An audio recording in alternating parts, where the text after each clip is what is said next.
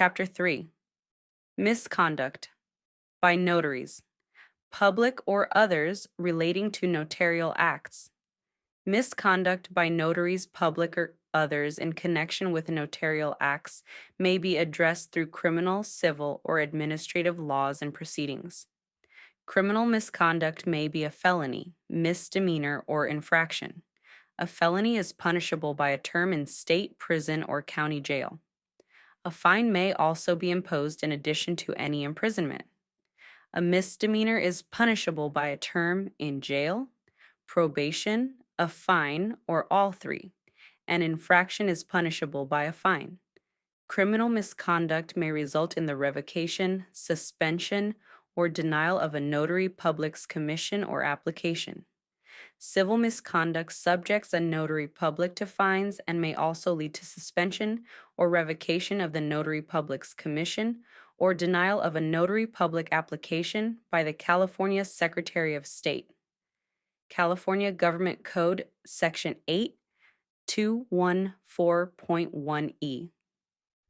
Also, a notary public and the sureties on the notary public's official bond are liable in a civil action for all the damages sustained from a notary public's misconduct. California Government Code Section 8214. Administrative action can be taken against a notary public or notary public applicant to suspend or revoke a notary public commission, or deny a notary public application for failing to discharge the duties and responsibilities required of a notary public. California Government Code, Section 8214.1D. Part A. Conflict of Interest.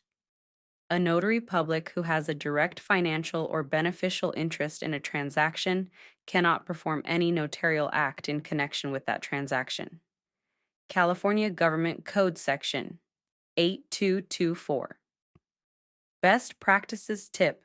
Since California is a community property state, it is important for a notary public to exercise great care when performing notarial services for a spouse or domestic partner in order to avoid potential conflicts of interest.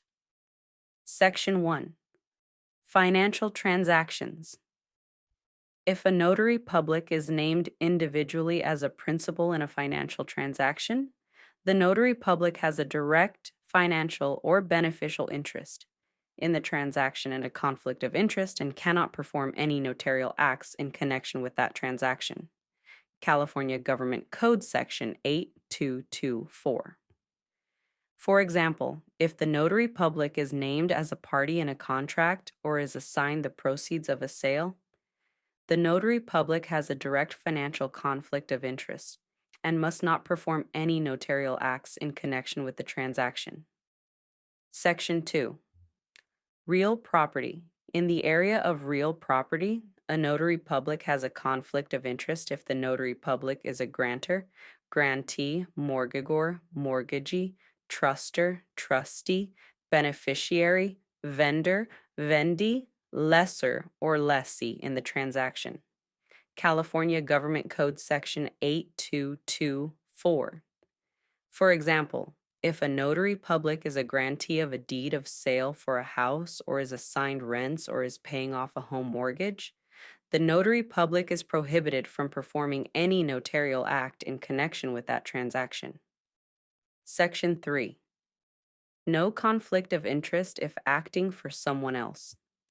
If a notary public acts as an agent, employee, insurer, attorney, assuming the notary public is admitted to practice law in California, escrow or lender for another person who has a direct financial or beneficial interest in a transaction, then the notary public does not have a prohibited direct financial or beneficial interest.